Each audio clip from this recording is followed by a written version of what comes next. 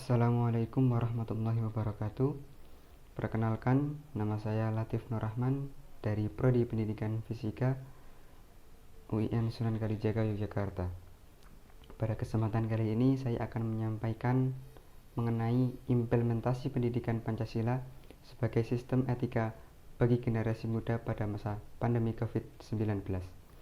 Kita ketahui bersama bahwasannya COVID-19 masuk di Indonesia pada awal tahun 2020 yang menyebabkan Indonesia mengalami sedikit kemunduran di bidang pendidikan maupun ekonomi.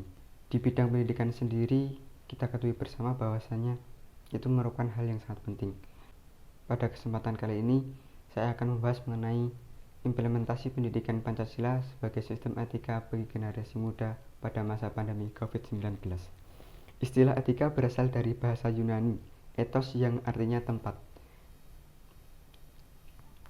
Padang rumput, kandang, kebiasaan, adat, watak, perasaan, sikap, dan cara berpikir.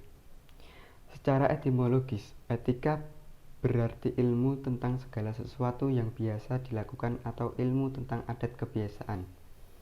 Etika Pancasila adalah cabang filsafat yang dijabarkan dari sila-sila Pancasila untuk mengatur perilaku kehidupan bermasyarakat, berbangsa, dan bernegara di Indonesia.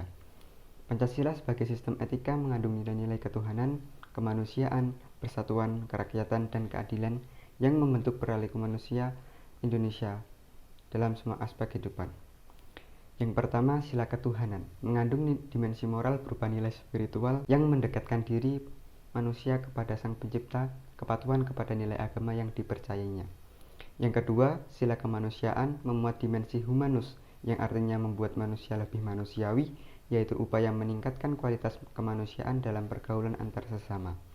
Yang ketiga, sila persatuan memiliki dimensi nilai solidaritas, rasa kebersamaan atau mitsen, dan cinta tanah air. Yang keempat adalah nilai kerakyatan, mengandung dimensi nilai berupa sikap menghargai orang lain, mau mempertimbangkan pendapat orang lain, tidak memaksakan kehendak kepada orang lain. Dan yang terakhir ada sila keadilan, yakni mengandung dimensi nilai mau peduli atas nasib orang lain, kemauan membantu kesusahan orang lain. Etika Pancasila itu lebih mengarah pada pengertian etika keutamaan atau etika kebajikan, meskipun corak kedua mainstream yang lain deontologis dan teologis terkandung pula di dalamnya. Namun, etika keutamaan lebih menonjol karena etika Pancasila tercermin dalam 4 tabiat sholeh, yaitu kebijaksanaan, kesederhanaan, ketaguhan, dan keadilan. Tantangan pembelajaran generasi muda pada masa pandemi COVID-19. Generasi muda yang notabene-nya adalah para kaum terpelajar dan mahasiswa tentunya sangat merasakan dampak dari pandemi COVID-19 yang melanda Indonesia saat ini. Terlebih, kesetimbangan yang terjadi di Indonesia masih relatif besar. Berikut beberapa tantangan pembelajaran pada masa pandemi COVID-19. Yang pertama, jaringan internet yang lemot salah satu masalah utama yang banyak dihadapi oleh pelajar maupun mahasiswa. Padahal pembelajaran daring membutuhkan jaringan internet yang cukup kuat mengingat media yang digunakan seperti Zoom, Google Meet, Skype, dan aplikasi lainnya untuk mengikuti video conference. Aplikasi-aplikasi untuk menghadiri video conference tersebut membutuhkan jaringan internet yang stabil agar proses pembelajaran tetap lancar dan tidak terkendala video yang tiba-tiba berhenti. Permasalahan teknis seperti suara yang putus atau video berhenti mengakibatkan pembelajaran tidak efektif dan murid tidak dapat memahami informasi yang disampaikan oleh guru atau pendidik dengan baik. Yang kedua adalah harga paket internet yang masih mahal di Indonesia. Selain jaringan internet yang masih lambat, jaringan internet di Indonesia juga relatif masih mahal. Tentunya itu sangat menghambat bagi para peserta didik. Yang ketiga adalah terbatasnya akses ke perangkat komputer dan smartphone. Masih banyak pelajar di Indonesia yang belum memiliki akses perangkat dan smartphone. Hal ini dialami pelajar yang berasal dari keluarga menengah ke bawah. Terkadang satu-satunya perangkat telekomunikasi yang dimiliki adalah oleh keluarganya dan hanya handphone biasa yang tidak memiliki akses internet. Yang keempat adalah banyaknya gangguan di rumah. Perbedaan utama dari belajar di sekolah atau kampus dengan belajar di rumah adalah tingkat gangguan yang dialami oleh pelajar ataupun mahasiswa. Ketika pelajar belajar di ruang kelas, maka lingkungan ruangan tersebut sudah diatur sedemikian rupa guna mendukung proses pembelajaran supaya berjalan lancar. Tenaga pendidik dan pelajar masih belum mahir menggunakan teknologi digital.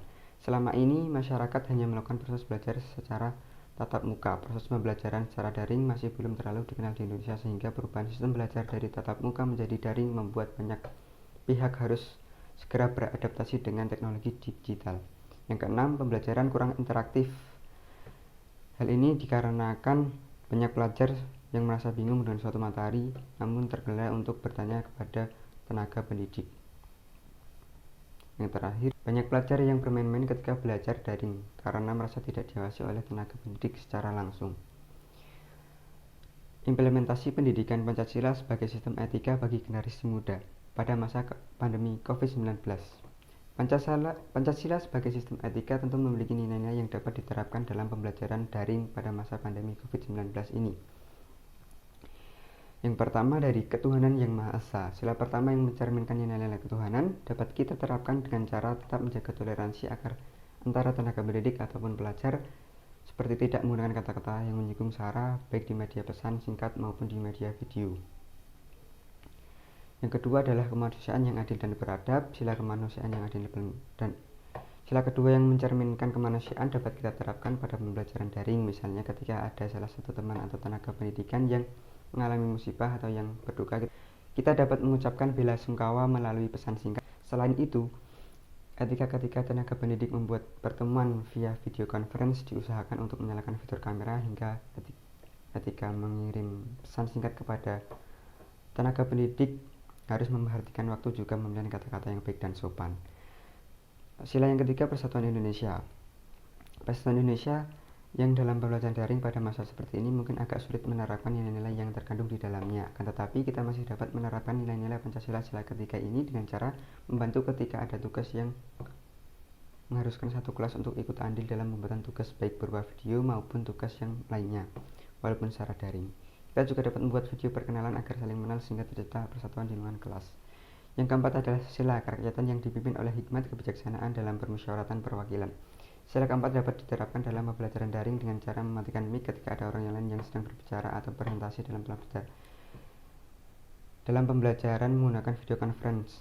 Berbicara atau menghidupkan mic setelah dipersilakan agar suara pada saat pembelajaran terdengar dengan jelas. Yang terakhir adalah keadilan sosial bagi seluruh rakyat Indonesia. Nilai-nilai keadilan harus tetap dijalankan dengan baik meskipun pembelajaran dilakukan secara daring. Hal ini dapat dilakukan ketika membagikan kelompok pada tugas yang diberikan guru atau dosen. Kita harus memperhatikan betul kelompok-kelompok yang ada, jangan sampai ada di antara kita yang tidak memiliki kelompok atau jumlah kelompoknya ada yang tidak sesuai. Sila kelima juga dapat diterapkan pada saat pembagian tugas di dalam kelompok. Kita harus bisa membagi tugas secara adil agar dapat tercipta keselarasan di lingkungan kelas. Sekian dari saya. Terima kasih. Wassalamualaikum warahmatullahi wabarakatuh.